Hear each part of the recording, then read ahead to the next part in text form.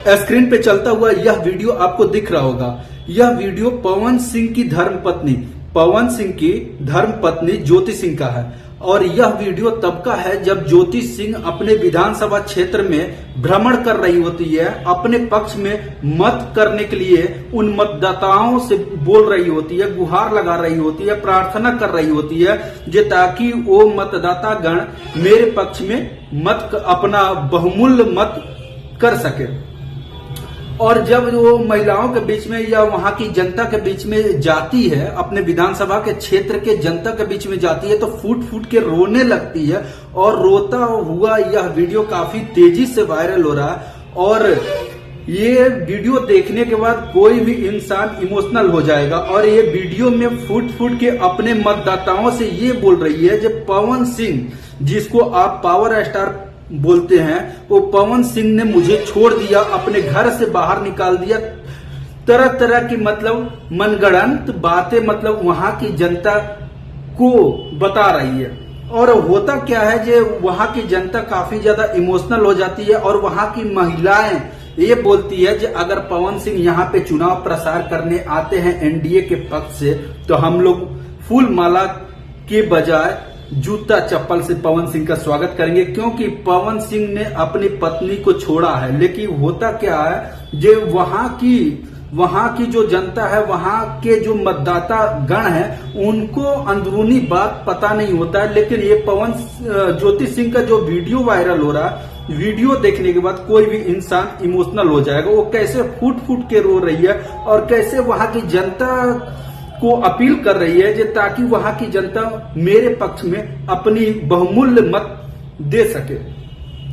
और ज्योति सिंह के द्वारा मतलब तमाम तरह की बातें वहां की जनता को बताई जाती है। जो पवन सिंह मेरे साथ आए दिन काफी दुख देते थे। पवन सिंह आने वाले समय में जब हम उनके साथ थे तो किस प्रकार से दुख पवन सिंह मुझे देते थे, पवन सिंह के साथ में रहते हुए किस प्रकार से यातनाएं मुझे झेलना पड़ता था। ये तमाम तरह की बातें ज्योति सिंह वहां के मतदाता गण से बोल रही है। और होता क्या है, एक इमोशनली कार्ड ज्योति सिंह जो वहां के मतदाता बंधु के साथ में खेल रही है, ये बिल्कुल ही शर्मनाक है।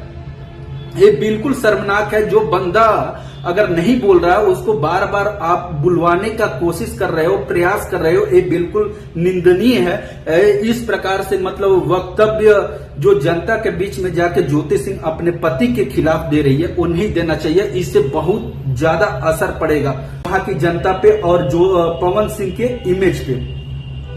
तो आखिर वहां की देखिए, फिर ज्योति सिंह वहां की महिलाओं के बीच में जब जाती है तो ज्योति सिंह का एक अलग पैठ बन जाता है। अलग पैठ इसलिए बन जाता है काहे कि मेहरारू ही मेहरारू के दुख दर्द समझ सकेला, मेहरारू मर्द के दुख दर्द कभी नहीं के समझ सकत। और ये चीज के देखत वहां के महिला काफी इमोशनल हो जाता रही। ज्योति सिंह के लिए वहां की महिलाएं काफी ज्यादा इमोशनल हो जा रही है। ये सब वक्तव्य सुनने के बाद वहां की महिलाएं, पुरुष का झुकाव और रुझान ज्योति सिंह के पक्ष में आ जाता है। और देखिए फिर आगे होता क्या है। क्या ये जो इमोशनली कार्ड ज्योति सिंह के द्वारा खेला जा रहा है वहां के मतदाता गण से, जो पवन सिंह के खिलाफ उनके मतलब दिलो दिमाग में जहर मतलब फैलाया जा रहा है, तो इस फैलाए हुए जहर में क्या ज्योति सिंह कामयाब हो पाएगी कि नहीं हो पाएगी, ये आने वाला वक्त ही बताएगा, आने वाला समय ही बताएगा।